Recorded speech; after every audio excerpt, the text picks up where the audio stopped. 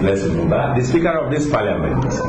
On this week's edition of the Parliament, we will be bringing to your living rooms live from wherever you're watching, from Lagos to Kano, Kano to Port Harcourt to Benin.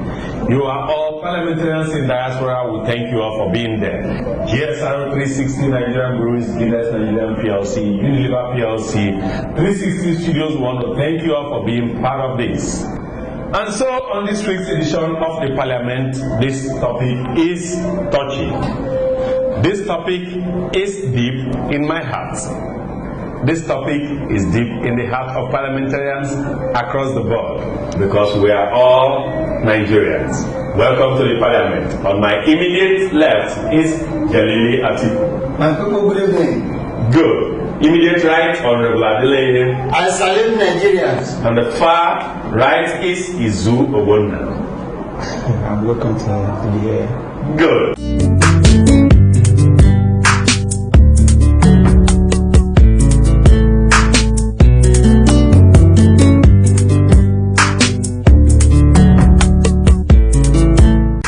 And so, here we are. The topic today.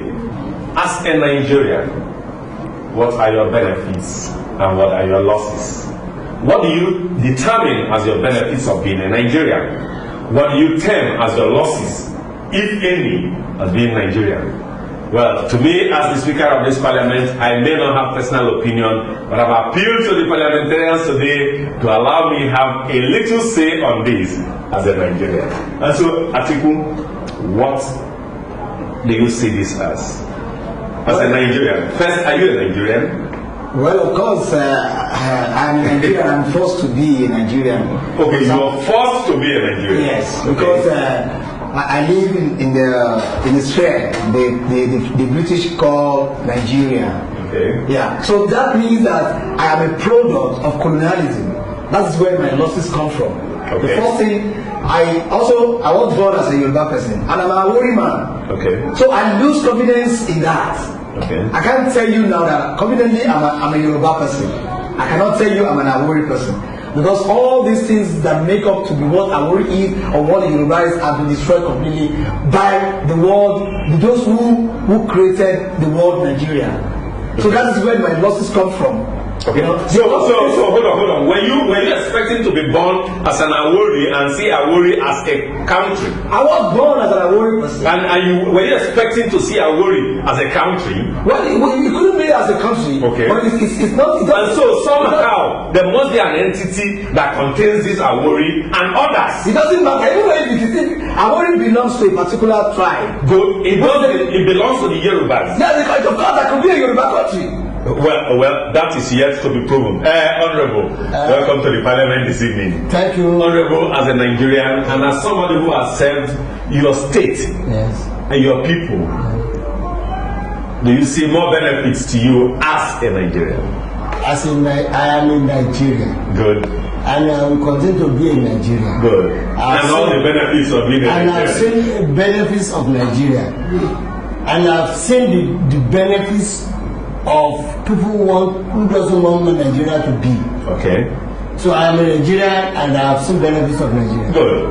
Izu, what's your take on this? I will differ a bit from Atiku. Okay. Yeah, I'm a Nigerian. Okay. And yes, again, I have not benefited anything from Nigeria. Americans were colonized by the British. Yeah. And their people benefit something as being an American. Okay. So then we being colonized has nothing to see as a disregard for being a Nigerian. Okay.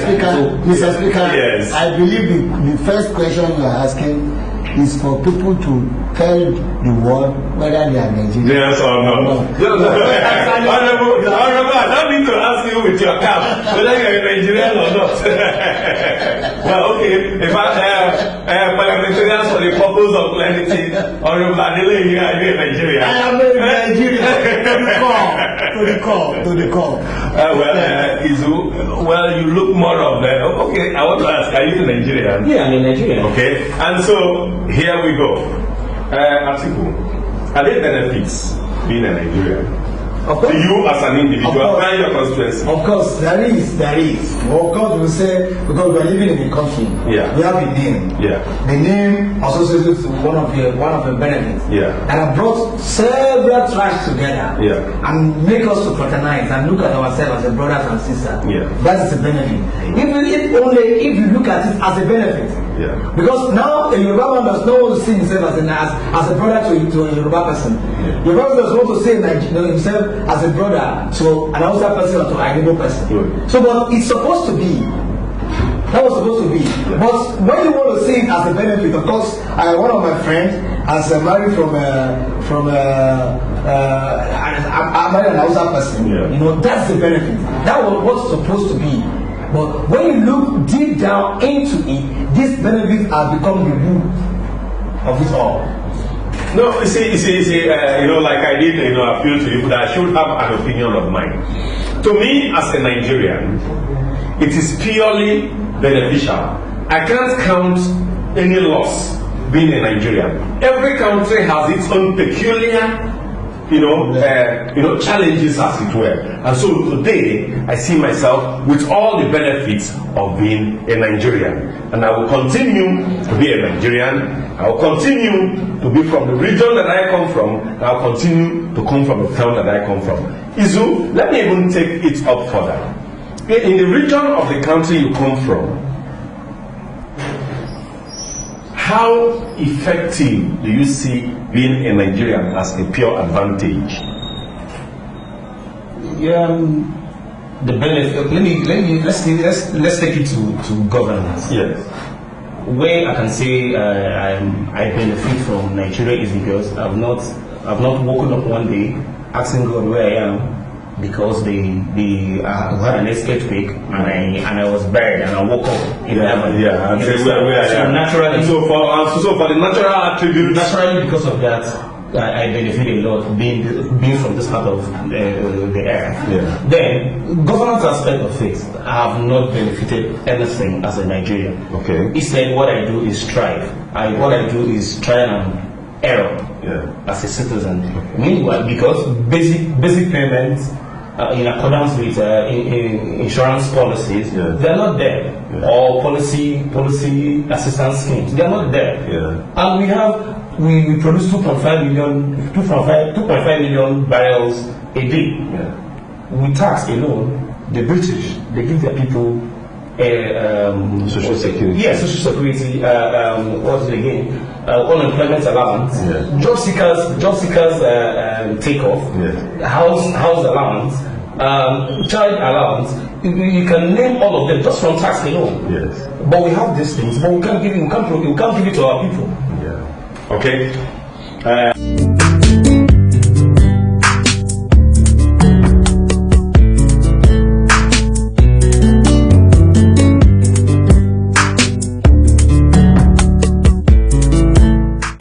Welcome back to the Parliament.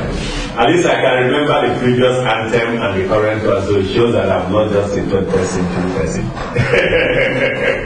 And so, Atiku, if you have your way, will you want to come back as a Nigerian?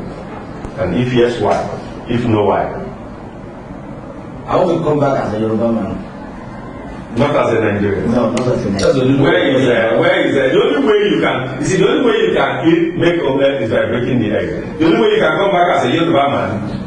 But I'm very sorry to say, as the president of what is happening in this country, I don't want to come back as a Nigerian. I know what I'm saying. I would prefer a country that does not. You don't have a language, you have a foreign language. You don't have the language. When you go to Germany, for example, they speak their language. They speak their language. When you go outside, if I go to Germany now with you, I'm going to speak English. Now the people will be looking at you, ask you, what language do you have? But very many countries in the world have diverse languages. Of course, I know. That's my wish. I want to come back as a Yoruba man and live in a Yoruba country. I will get back to you. Come back. Honorable, if you have your way, do you want to come back as a Nigerian? I want to. If yes, why? If no, why? I want to come back as a Nigerian. Good. And not as a Nigerian, no, as a detribalized Nigerian. because this country is multicultural, multi-ethnic languages, and diverse culture. And that is exactly what made this country a unique country. And I want to be, and I always like challenges. I want to be, if I come back, I want to be the president of this country. To be able to manage the multifaceted nation. If you come back, you wish to be a Libyan or a Nigerian? I always want to be a Nigerian. Okay. And if we talk about tribes, after America, there are 50 states. Yeah. Really, they still own the America. Yeah, they have your aborigines. Yes, and they have those their dialects there too, but they speak English. They even try to have American English. That's not they were colonized. No, they do have. They do have. That's why they were colonized. The problem is that I don't want the wicked rulers, maybe leaders now, wicked rulers to come back with me as a Nigerian. But that's no, you can only wish where you will. But they can't wish where they will. Maybe that I will be a Nigerian. Because I knew that I will be a Nigerian. They know what they did. But I'm begging you that you shouldn't bring these wicked leaders, these wicked rulers to be. If you want to be a Atiku. Now we can determine what we want to be. We can wish what we intend to be. Will you want to raise your children in Nigeria? Of course, I will. Why? Yeah, because of course they live in my community where I live. As a Nigerian, do you see what your generation has causing us? What you don't give people the freedom to speak? You say that you will say. Okay, honorable, I'm going to protect their generation.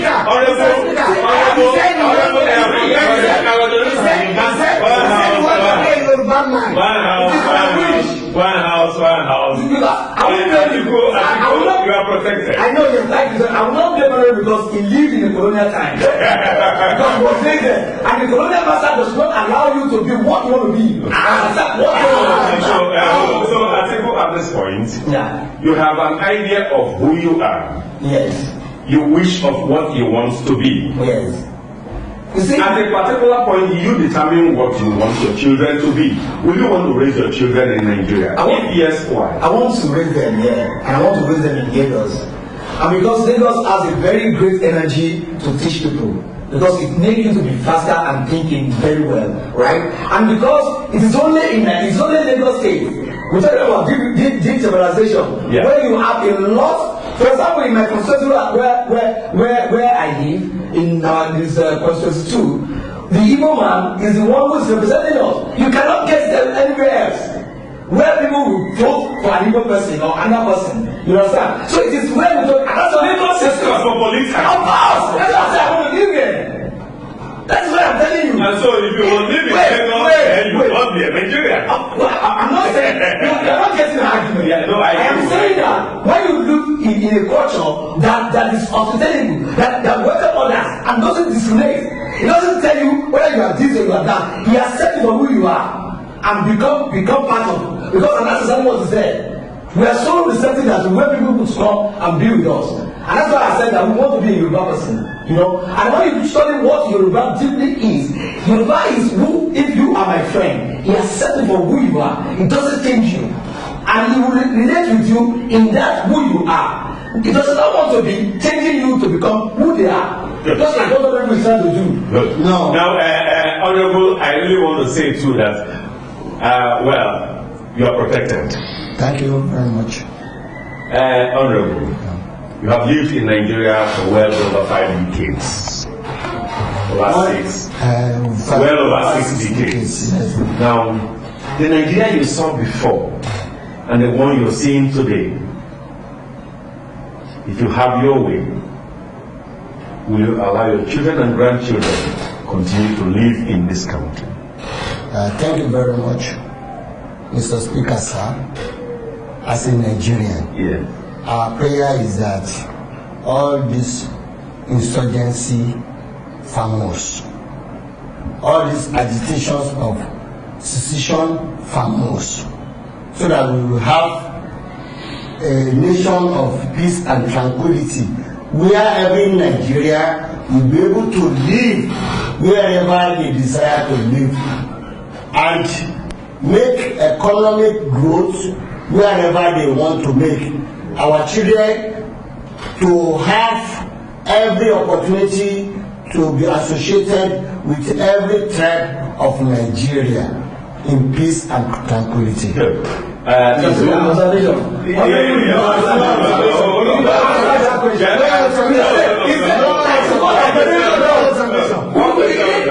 is, can he allow his children to live? Yes, our answer is, you didn't allow it. Our answer is in information. Just say that my children can be, if Nigeria, of course my children, some of my children did their youth service in the other parts of the country, and they came back safely. And I pray that Nigeria should be peaceful, so that anybody will not have any fear to go there. Answer that question. With the current situation you find yourself in this today's 21st century Nigeria, will you want your children to be raised in this country of today? Already I'm raising them in this country. That's if you have your way. If I have my nobody stopping me, they are still being raised here. Okay. Adding to it, drawing from what Atiku said, yeah, Lagos is a metropolitan town just because our leaders are not sensible enough. You can draw from what South Africa did, Pretoria for judiciary. They developed 3 places, Cape Town for legislation, then job as the capital. So they have 3 Lagos. They have 3 Lagos in their country. Yeah. And if you have them in those geopolitical areas, won't be thinking the way. No, but here we are today. We have Lagos as the economic net center. We have Abuja as the administrative center. Yes. And so we should still. It wasn't consciously done. You understand how? Yes. We don't do things consciously. It wasn't consciously done, and that is why we are still losing it. That is why we are still losing it seriously. If we do things consciously, it will trickle down. All this insurgency we are talking about, people are talking about Biafra now tomorrow. And yes, I'm from that part of the town, or part of the area that they are doing it. But if you still sit down and listen, they still have reasons to agitate for that. Okay, well, that's a discussion for another day. And so, parliamentarians on the last line, Atiku, what's your advice to Nigerians here and Nigerians in diaspora? I think we should see ourselves as a country and respect the human values. Yes, sir. And protect the citizen. Protect the citizen, I repeat, protect the citizen. Okay, Honorable. I think the change agenda of Muhammadu Buhari is very well deserved. every citizen of this country should imbibe and key into it, so that we have. What is that agenda? No. Say, Honorable can only say as a politician. No. This is Parliament. Why people must know what is the agenda?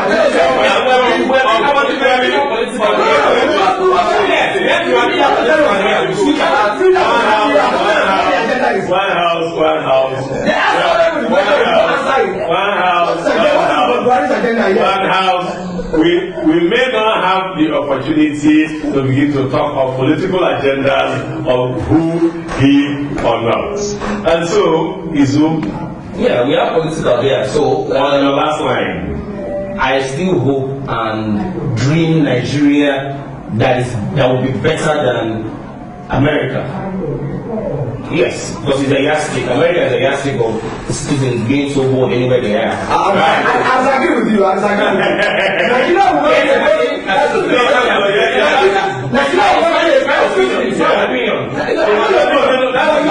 Nigeria to America. I said better. I'm not because no, resources were better than them. Because Nigerian resources were better than them. We know. One outside outside Nigeria to go get our own quality, not a country that destroy, not a country that destroy. We should have our own peculiar quality. Yes. And so Nigerians in diaspora and home parliamentarians, here we are, and we must say the national anthem to say Nigeria is great again. And so arise, oh, rising.